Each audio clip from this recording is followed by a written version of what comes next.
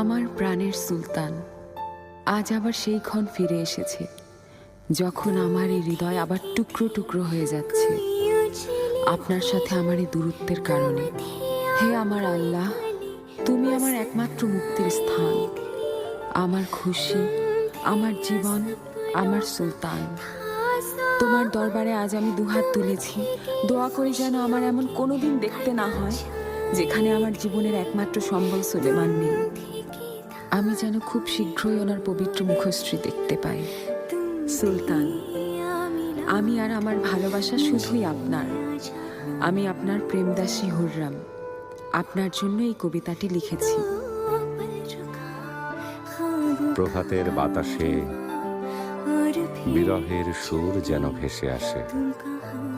পাপিয়ার গান ছাড়া গোলাপ কি করে হাসে। দুটি হৃদয়ের বিচ্ছেদ বেদন দেয়